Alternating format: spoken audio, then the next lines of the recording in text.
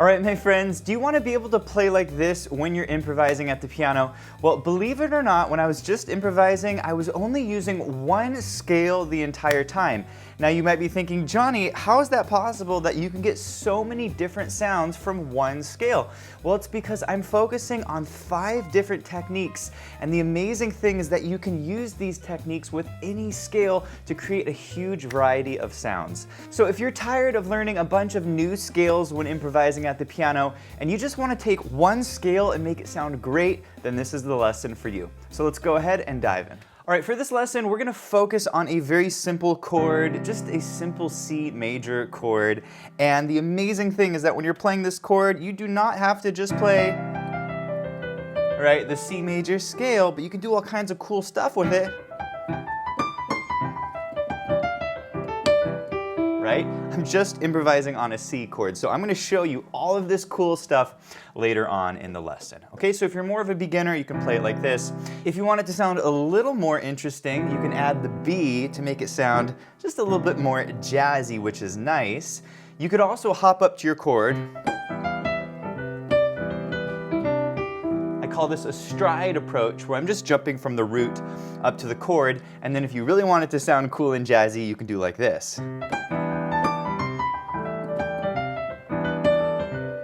This is called the rootless voicing chord. I'm just jumping up to the C major 7 chord and I'm adding a little D in there to make it sound jazzy.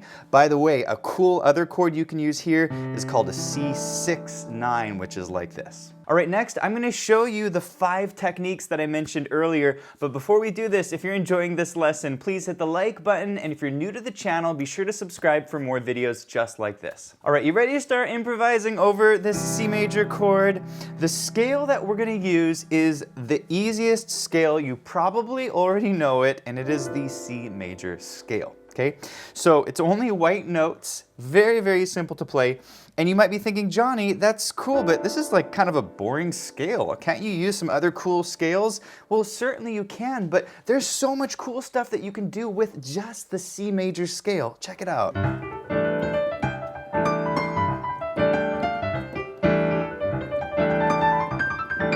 Right? Doesn't that sound amazing? And I'm only using these 7 notes. So I'm going to show you exactly what I'm doing to get these awesome sounds. All right, the first technique, if you're a little more on the beginner side and you're not quite sure where to start with the scale, is to use what I call the stepwise technique. And basically the idea is that you can take the notes from the C major scale and you can use the neighboring notes or the notes one step away, okay? Now, you don't want to just do this arbitrarily. You don't want to play, you know, right? The key with this approach is to actually target your chord tones. Okay, so notice on a C chord, these are my chord tones, or on a C major 7 chord, these are my chord tones. So on the stepwise approach, you can use any of the notes, but you want to target your chord tones on your primary beats. So beats 1, 2, 3, and 4. 1, 2, 3, 4, 1, 2, 3. Notice that on those primary beats, I'm trying to hit chord tones. And so that will help make your lines sound really good. Okay, so I want to walk you through a quick improvisation and then we'll talk about the other techniques. Okay, we're on a C major 7 chord. I might start on the E and I'm going to try to use lots of neighboring notes. 1, 2, 3, 4, 1, 2, 3, 4. Doesn't that sound nice? Or 2, 3, 4, 1, 2, 3, 4. There's lots and lots of cool little lines that you can use with this technique.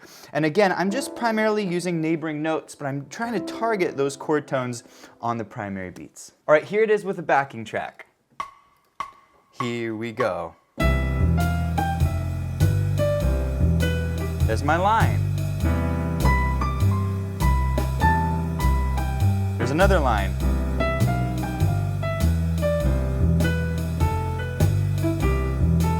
Right? There's lots and lots of cool lines that you can create using this idea. By the way, this lesson comes with 4 downloadable backing tracks at different tempos. You can also download the lesson sheet music on the top left of your screen, and you can change the key of this entire lesson with the click of one button with our smart sheet music. So I'll put a link to all of that below.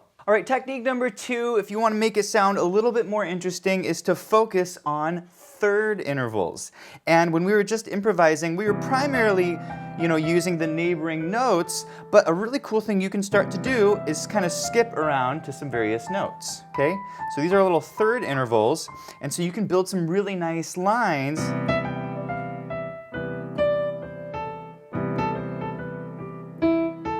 Right? Using a lot of these third intervals, okay? So go ahead and start playing your thirds. A great way to practice these is just playing them up the scale like this, and then you can start to build little lines.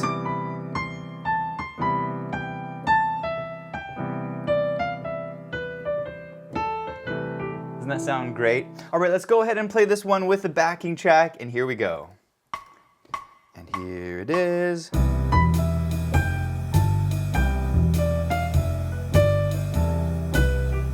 Okay, leave a little space between your lines.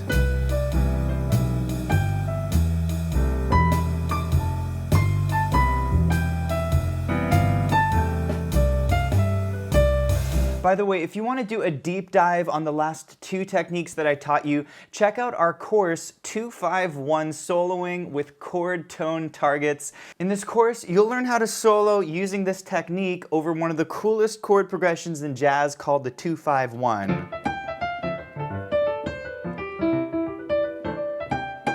So I'll put a link to that below. All right, technique number 3 is called the outlining chord technique, and it sounds like this.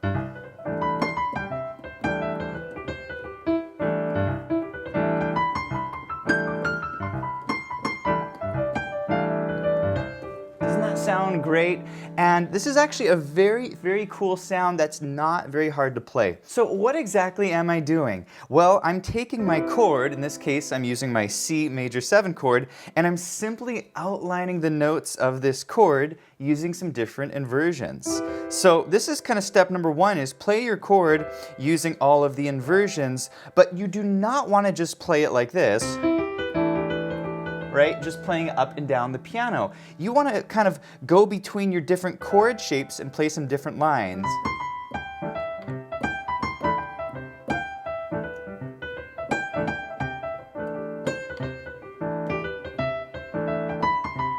See what I'm doing? I'm trying to invent little melodies in each position, and then I'll switch to a new position. Now, after a while, this might start to sound a little bit mundane because you're only playing the same 4 notes. So what you can do is you can start to add in some other notes that are not one of these chord tones. For example, I might try to throw the D in there occasionally. See what I did there? Or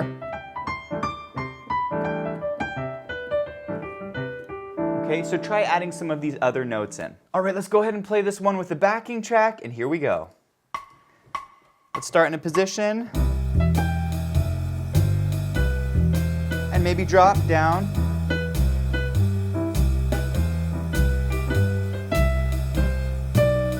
Added the D in there. Little octaves there.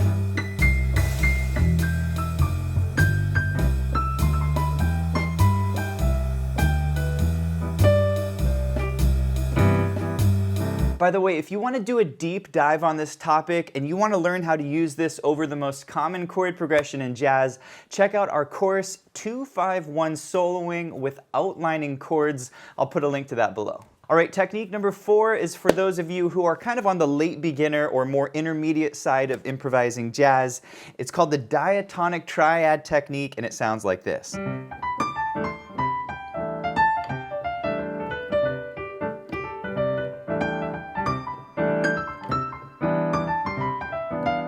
So what exactly am I playing? Well, there's a very cool thing that you can do with your major scale, and for that matter, any scale, and that is that you can take each tone from the scale and you can build a chord on it. Okay? These are called scale chords, or the technical name is called diatonic chords. But basically, you have all these chords that come from the scale, right? The diatonic chords. And so the cool thing is that you can use each of these 3-note chords or triads in your improvisation.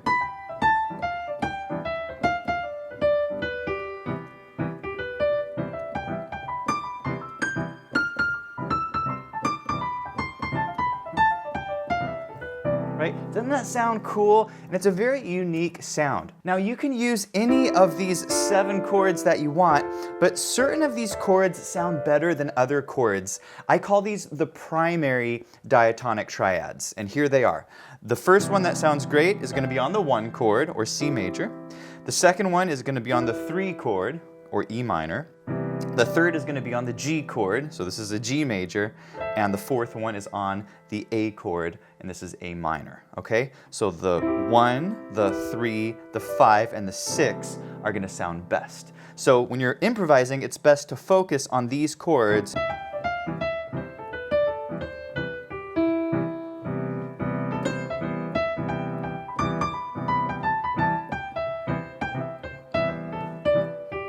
All right, let's play this one with the included backing track. Just pick one position.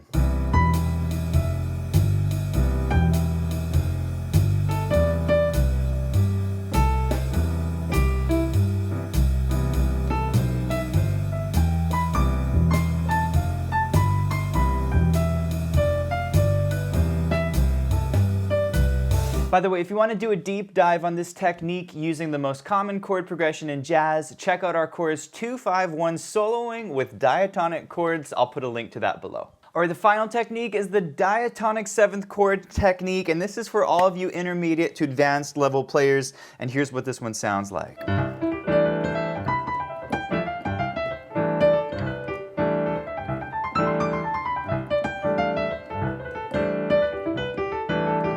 Doesn't that sound awesome? And once again, I'm only using notes from the C major scale. So what exactly am I doing now? Well, I'm basically taking the notes from the scale and I'm building 7th chords from each of these notes.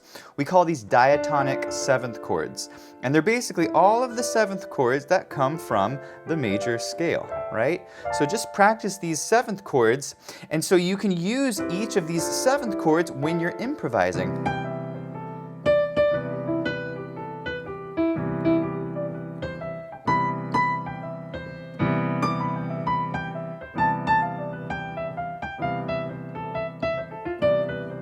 Now here's the thing with this technique. You can use any one of these diatonic 7th chords on your C major 7 chord, but certain ones will sound better than others. And there are 3 that you're going to want to focus on. The first is built on the 1, that's a C major 7. The second is built on the 3, which is the E minor 7. And the third is built on the 6. That is actually an A minor 7. So 1, 3, and 6. And so when you're building your lines, you want to focus on these 3 positions. Right? Does that make sense? The 3rd, the root, the 6th, okay?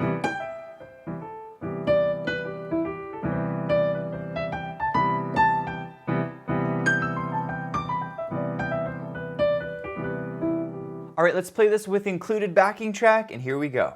All right, maybe start in the A position, E position, down to the C position. See that?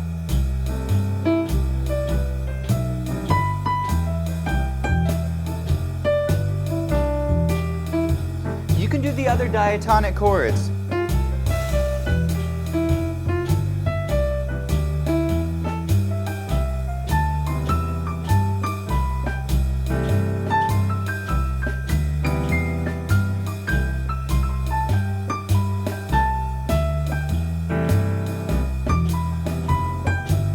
Hey, thanks for watching, and if you enjoyed the lesson, please let me know in the comments. Also, be sure to check out pianowithjonny.com. We have over 1,000 step-by-step lessons for all playing levels where you'll learn your favorite songs, styles, and how to improvise at the piano. Thanks for watching, and I'll see you in the next one.